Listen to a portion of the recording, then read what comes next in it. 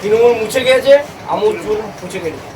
রাজ্য সরকার পরিবর্তনের পর বাংলার নানা প্রান্তে দেখা গেছে মাথা ন্যাড়া করে বিজয় উৎসব পালন করতে।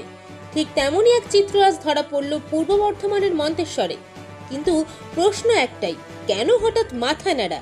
কারণ জানতে চাইলে যা বললেন শুনলে আপনিও অবাক হয়ে যাবেন, তাই পুরোটা শুনুন। হাতের কাজের মাধ্যমে আপনার বিশেষ মুহূর্তকে করে তুলুন অন্যান্য। আমাদের হ্যান্ডওয়ার্কের তৈরি কাস্টম ইনভাইটেশন, হস্তনির্মিত উপহার এবং ডেকোরেশন আপনার ভালোবাসার গল্প বলে। আজই আমাদের সাথে যোগাযোগ করুন আর আপনার স্মৃতিকে চিরস্থায়ী করে তুলুন।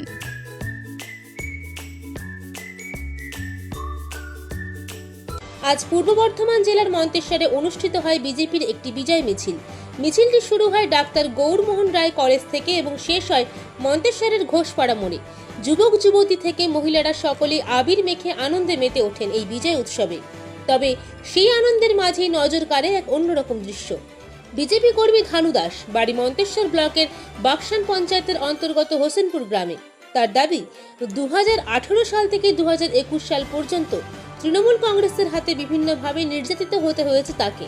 এরপরে তিনি নাকি শপথ নেন, যতদিন না বাংলায় বিজেপি সরকার আসবে ততদিন মাথার চুল কাটবেন না। আর আজ সেই শপথ পূরণ করলেন তিনি। দীর্ঘদিনের বড় হয়ে যাওয়া চুল কেটে সম্পূর্ণ ন্যাড়া হয়ে মাথায় আবির মেখে বিজয় উৎসবে সামিল হলেন ধানু দাস। সত্যি অবাক করার মতো ঘটনা।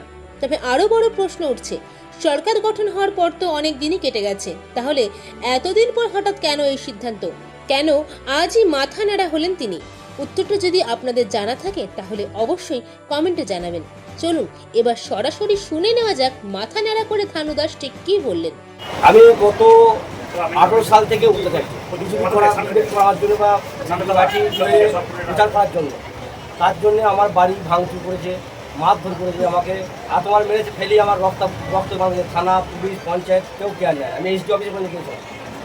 সেই ক্ষেত্রে 21 সালে আমার বাড়িঘর ভেঙে ফিরে আমাকে পুলিশ দিয়ে 300-400 লোক বাড়ি ঘেরাও করে আমার বাড়িতে আমাকে পুলিশ দিয়ে আমাকে তুলিয়ে 7 দিন জেলে আটকে রাখা হলো। আবার সেই কেসটা দিল কোথায় না, সোনারগাঁ মোড়া দোকান ভাঙচুর হয়েছে, সেইখানে আমাকে কেসটা জড়িয়ে দিল। আজ আমার কেস মিটেনি। আবার প্রত্যেক ইলেকশনের সময় আমাকে একটা করে কেস দেয়। হ্যাঁ, তার জন্য আমি প্রতিজ্ঞা করেছিলাম 21 সালে যে আমি যতদিন না বিজেপি ক্ষমতা আসবে ততদিন আমি এই মাথার চুল কাটবো। তো যাক, আজকে ক্ষমতায় আমি পেয়েছি, আনন্দে আজকে আমি চুলটা কাটছি। কি নাম? আমার নাম ধানু দাস, বাগাসন পঞ্চায়েতের হোসেনপুর গ্রামের 10 নম্বর বাসিন্দা। আজকে কোথায় বিজয় মিছিলের আজকে আমার মন্তেশ্বর মণ্ডলের বিজয় মিছিলে আমি এসে এখানে আমার নেতৃত্ব সব বলেছে নেতারা যে তুমি এইখানে চুলটা কাট, তার জন্য আমি এখানে চলে গেলাম।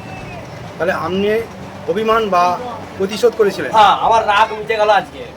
আমার যে রাগ ছিল সেই রাগ মিটে গেল, তার জন্য আমি আজকে চুল কেটে ফেলেছি।